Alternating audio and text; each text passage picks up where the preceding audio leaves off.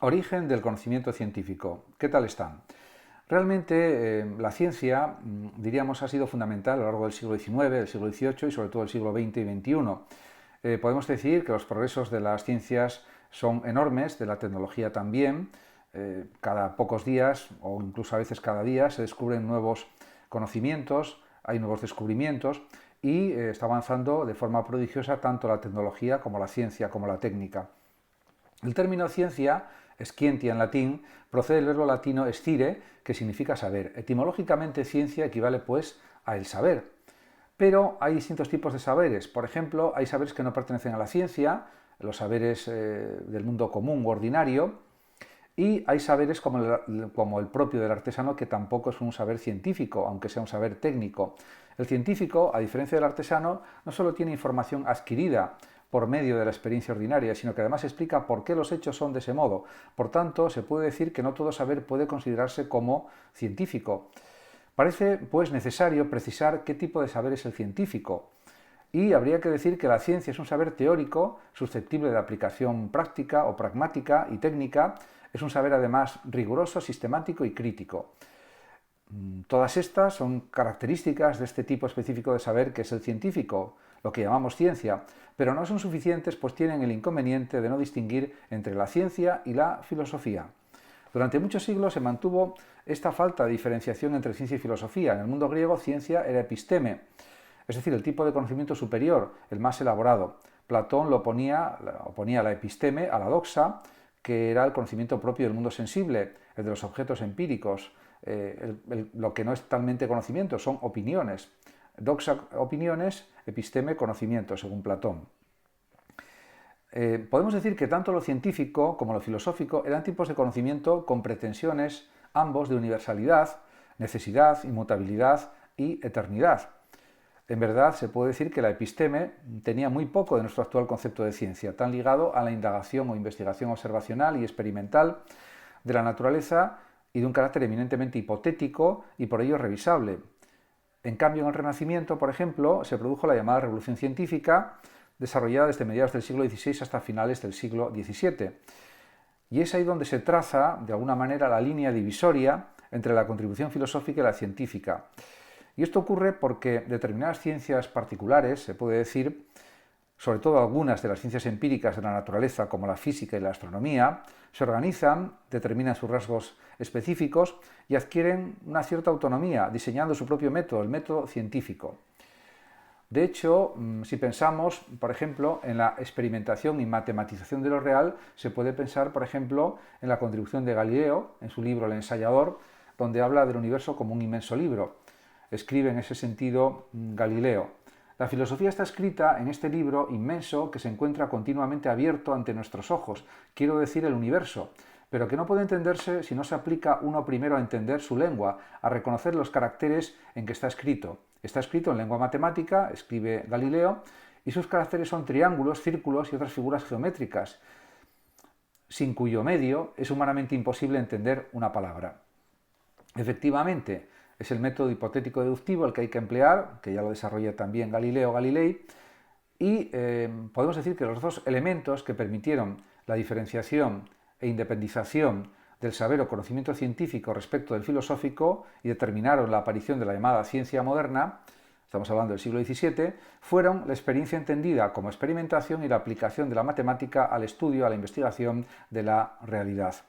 Se entiende, en este sentido, por experimento un conjunto de actividades convenientemente planificadas, con ayuda de fórmulas matemáticas, con las que se pretende descubrir cómo se comportan las cosas. El objetivo del conocimiento científico, por tanto, no es tanto determinar qué son las cosas, sino cómo se comportan, y para ello no basta con observar qué sucede espontáneamente, sino que es preciso construir la experiencia, controlarla, desarrollar experimentos, pruebas, investigaciones, de modo que se muestren los aspectos que interesa conocer. Esta es la noción básica de experiencia sobre la que se elaboran las ciencias empíricas con sus diversos métodos. En este sentido, pues, se desarrollan también distintos tipos de ciencias, ya que a lo largo de la historia pues, han surgido diversas clasificaciones de las ciencias. Esto obedece tanto a la pluralidad de criterios que pueden adoptarse para la clasificación como al hecho de que las ciencias son construcciones que podemos calificar de históricas. Aunque la ciencia en un sentido genérico cobra independencia a partir del Renacimiento, sin embargo, cada ciencia particular ha seguido su propio proceso. Por ejemplo, la sociología y la psicología adquieren su autonomía a finales del siglo XIX y la sociobiología se desarrolla en el XX. Parece que una ciencia pasa a ser considerada como tal cuando delimita su objeto de estudio y sobre todo cuando propone su propio método. Si hubiera que hacer una clasificación de las ciencias, podría ser esta. Están por una parte las ciencias formales, como son la lógica, las matemáticas, aritmética, teoría de conjuntos, geometría, álgebra, se basan en símbolos, en números, en cálculos, y no son ciencias empíricas, son ciencias formales porque no se basan en la experiencia, sino que se basan en cálculos, en símbolos, etc. Por otra parte están las ciencias empíricas, que se pueden dividir en ciencias empíricas naturales y ciencias empíricas sociales. Las ciencias empíricas naturales son, lógicamente, la física, la química, la geología, astronomía, geografía física, eso las físicas, y las biológicas, la propia biología, como es lógico, la fisiología, anatomía, botánica, genética, zoología. Podríamos incluir ahí también las ciencias naturales o ciencias aplicadas a la medicina. En cambio, las ciencias empíricas sociales o ciencias sociales simplemente son, pues por ejemplo, la filosofía, la sociología, la psicología, la economía, la politología o ciencias políticas, la geografía humana, antropología, historia del arte, historia de la ciencia, de la política, sociobiología, etc. En ese aspecto, pues hay que decir que hay unos métodos de saber científico y por una parte están los métodos de las ciencias formales y por otra el método de las ciencias naturales. En cuanto a las ciencias formales, hay que decir que son aquellas que no se refieren a hechos de la experiencia, sino a la forma de los razonamientos y de los argumentos o de las argumentaciones. Se rigen por su propia coherencia interna y se desarrollan con independencia del acontecer externo a ellas. Esto no significa que no tengan aplicación. De hecho, Galileo quedó sorprendido, por ejemplo, al comprobar que el mundo real responde a los experimentos formulados con lenguaje matemático. Son ciencias formales, por ejemplo, la lógica y la matemática. En ese sentido, habría que decir que se entiende por deducción, que es la operación fundamental de las matemáticas y de la lógica, el proceso de razonamiento que permite derivar de una o varias proposiciones otras proposiciones, llamadas premisas, y otra que es su consecuencia lógica y necesaria y que se denomina conclusión. Un ejemplo de sistema deductivo es el ajedrez, porque maneja unos símbolos, las piezas, hay unas reglas de formación, las instrucciones sobre la posición de las piezas y unas reglas de transformación, las reglas sobre el movimiento de las piezas. El ideal metodológico de las ciencias formales, por ejemplo, es constituirse en un sistema axiomático, es decir, adoptar en su integridad la estructura deductiva. Para ello, el sistema ha de contar con los siguientes elementos. Por una parte, axiomas, que son principios fundamentales indemostrables dentro del sistema, también reglas de formación y de transformación, que permiten extraer nuevos enunciados válidos para ampliar el sistema, por ejemplo, las reglas que se deben seguir para sumar, teoremas, que son los enunciados obtenidos deductivamente a partir de axiomas o de otros teoremas ya demostrados. Un ejemplo sería el teorema de Pitágoras. En ese sentido, un sistema axiomático puede ser válido y tiene que ser válido. Para ser válido debe cumplir tres requisitos: consistencia, demostración de que no hay ni puede haber contradicciones internas al sistema; compleción o completitud, demostración de que es posible deducir todas las proposiciones verdaderas de un sistema a partir de sus axiomas; y por último, independencia de los axiomas, imposibilidad de deducir algún axioma a partir de los demás. Por otra parte, está también el método de las ciencias naturales. Y hay dos procedimientos fundamentales: el método hipotético deductivo y la demostración inductiva, o la inducción, podríamos decir.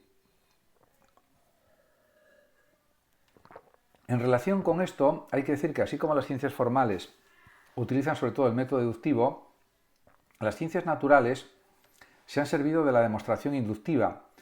La inducción es ir de lo particular a lo general y la deducción sería lo contrario, de lo general a lo particular. El método completo de las ciencias naturales recibe el nombre de método hipotético deductivo, pues contiene momentos de inducción y momentos de deducción. En cuanto a la demostración inductiva, hay que señalar que se entiende por inducción el tipo de razonamiento en el que se obtiene una conclusión general para un determinado ámbito o campo, a partir de una serie de casos singulares conocidos por la experiencia. Hay dos tipos de inducción: completa e incompleta.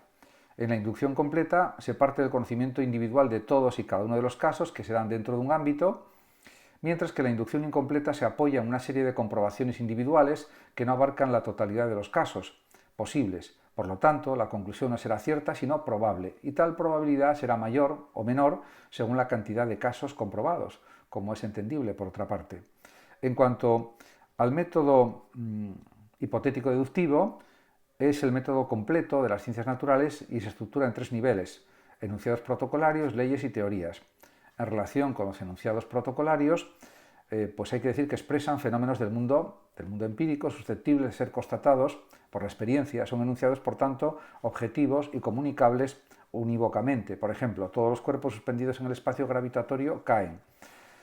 Además están las leyes, que son enunciados universales, que expresan el comportamiento o la relación que guardan unos determinados fenómenos de un modo regular e invariable. Antes de que un enunciado universal pueda ser considerado como ley de la naturaleza, no es más que una hipótesis, un enunciado aún no verificado. Si la experiencia la confirma, pasa a ser ley. Un ejemplo clásico es la ley de la gravedad. En cuanto a las teorías, se puede decir que son enunciados universales de los que pueden deducirse todas las leyes de una ciencia particular. Dan unidad a una ciencia y permiten hallar nuevas leyes. Un ejemplo es la teoría de la relatividad. En cuanto a los pasos del método hipotético deductivo, son varios. Primero, punto de partida. Se detecta mediante observación y experimentación un problema no resuelto por el saber disponible. En segundo lugar, se elaboran una o varias hipótesis explicativas del hecho observado o del problema detectado. La imaginación para formular hipótesis es indispensable en ese sentido en las ciencias. El tercer paso es que la hipótesis se formula matemáticamente y se deducen consecuencias contrastables por la experiencia. Es el momento deductivo de la ciencia empírica. Cuarto paso, las consecuencias se someten a contrastación, o sea, verificación y falsación, mediante la experimentación. La verificación consiste en que una hipótesis es verdadera cuando los hechos observados concuerdan con los hechos deducidos de la hipótesis.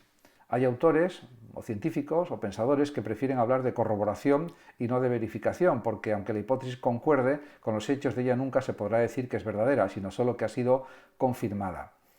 En cuanto a la falsación, es una hipótesis que puede ser refutada o falsada. De ahí viene la palabra falsación, algo que falsa una hipótesis cuando los hechos en el mundo no concuerdan con los hechos deducidos de la hipótesis. La hipótesis comprobada, en un quinto paso, en un cierto número de casos, se acepta como ley científica, es decir, adquiere, podríamos decir, validez general.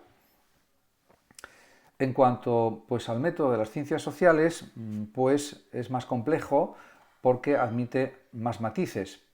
Se puede decir que el objeto de las ciencias sociales es la realidad social, lo cual plantea una peculiar relación entre sujeto y objeto del conocimiento, y el sujeto forma parte, o los sujetos forman parte del estudio de las investigaciones de las ciencias sociales.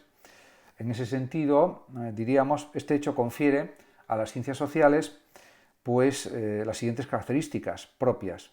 El objeto de conocimiento es un sujeto, la capacidad de predicción es menor que en las ciencias naturales porque interviene la libertad humana, la libertad de los sujetos, de las personas, y la capacidad de generalización es menor también que en las ciencias naturales, ya que lo que es válido para un individuo o un grupo de individuos puede no serlo para otro. Incluso hay ciencias que no se ocupan de hechos generalizables y repetibles, sino individuales, como la historia, por ejemplo.